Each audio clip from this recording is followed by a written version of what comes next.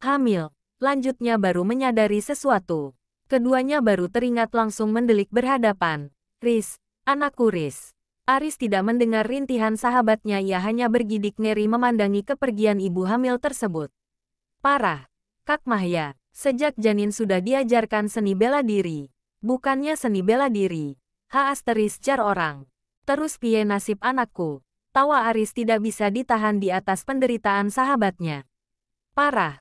Mahya, masak anak sendiri digembol di perut bisa lupa. Karena keasyikan bercanda sampai lupa misinya ke sini, lantas ditanyakan keberadaan adiknya. Mas, kok mereka pergi? Adikku di mana? Salsa. Cacat, tanya Aris saat mobil mulai meninggalkan tempat. Maaf ya mas, kita salah tempat. Kita dijebak di sini. Mereka tidak ada di sini. Jelas Raya tidak tega mode serius. Kedua pria di belakang langsung shock, baru menyadari maksud perintah pria di depan. Aris terduduk lemas. Bisa-bisanya mereka kecolongan lagi. Bagaimana nasib adik serta keponakannya saat ini? Semoga tidak terlambat. Mobil yang tadi terekam membawa Salsa ternyata sudah lebih dulu memindahkan tawanannya ke kendaraan lain untuk dibawa ke lain tempat. Musuh sudah bisa memprediksi siapa lawannya. Mereka butuh pengecohan agar tidak mudah terendus. Mas, tenang saja. Kita sudah mendapatkan tempatnya. Memang agak jauh sih, mas. Kita harusnya tadi belok kanan. Di mana tempatnya? Tanya Aris tegas, terlihat sangat khawatir. Sudah tidak ada lagi drama melawak. Di tengah hutan. Ada di rumah kosong. Mas sama Kak Fahri pegangan. Kita harus mengejar waktu. Benar. Belum selesai gadis itu menjelaskan setelah keluar gang, mobil melaju sangat pesat melewati kendaraan lain yang berlalu lalang di jalan perbatasan ini. Mas, tolong hubungi Faiz. Tanyakan keadaan ayah ibu, pintanya dengan tatapan kosong. Meski kecepatan mobil lebih parah dibanding yang dilajukan Fahri dulu, tapi sama sekali tidak membuatnya takut. Kekhawatiran membutakan mata dan hatinya.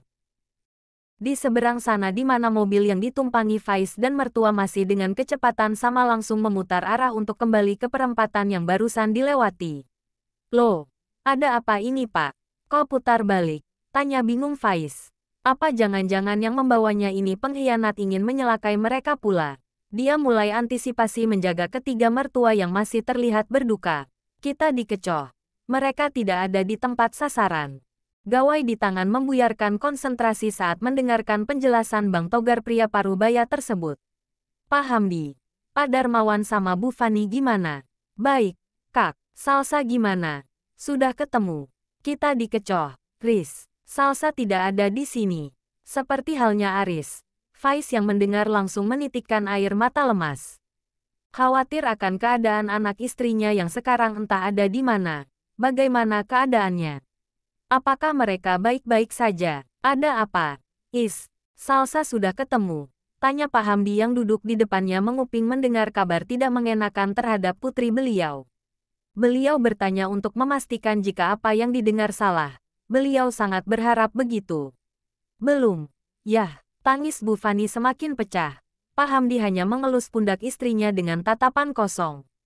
Begitu pula Faiz. Tidak mampu menenangkan ketiga mertua, hatinya juga tak kalah hancur. Pandangan Pak Darmawan terus memandang keluar seperti yang dilakukan anak perempuannya dulu. Pikirannya terbayang takut teringat almarhum istrinya dan juga anak mereka yang sekarang ini keberadaannya tidak diketahui. Teringat perjuangan istri untuk mendapatkan Fanya, tapi beliau gagal melindungi si buah hati.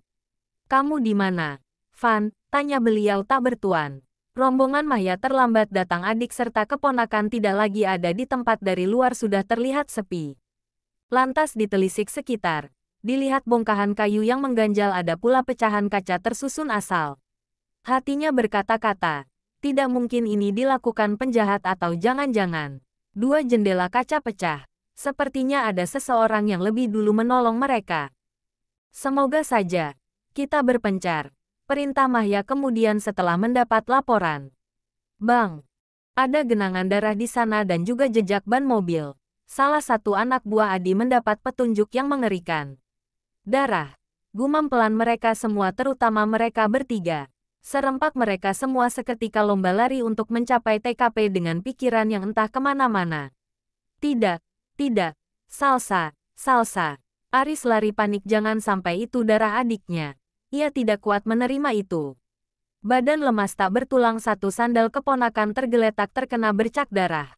Tangan Mahya bergetar mengambil liontin mirip dengan yang ia kenakan, langsung tahu siapa pemiliknya. Ada 2 darah dan 3 jejak kaki. Ucap Adi memecahkan keheningan setelah menelusuri beberapa meter. Lanjut Mahya bergetar. Hah, sesak, sangat sesak hati Aris mendapat kabar buruk yang terus menghantam. Tangis semakin menjadi-jadi, pikiran sudah tidak ada lagi jalan. Benar-benar buntu. Sejak tadi sangat berharap adik satunya tidak terseret dalam bahaya. Cuma pergi kemana, tapi nyatanya dipapah ia oleh Fahri untuk dibawa kembali ke mobil melanjutkan pencarian mengikuti tetesan darah tercecer di tanah yang mulai mengering. Asteris asteris asteris. Salsa, Caca. Tanpa pikir panjang Fanya berlari ke arah mobil kakak lelakinya. Beruntung sekali ia tepat waktu, kunci pula ada di tangan. Lupa akan tujuan awal, hanya mengambil minyak telon yang tertinggal di dalam mobil. Dengan keahlian terbatas diikuti mobil yang membawa adik serta keponakannya, meski beberapa kali hampir menabrak pengendara lain, tapi dia harus tetap konsentrasi jangan sampai kehilangan jejak, dan sampailah ia di rumah bangunan kuno yang terbengkalai.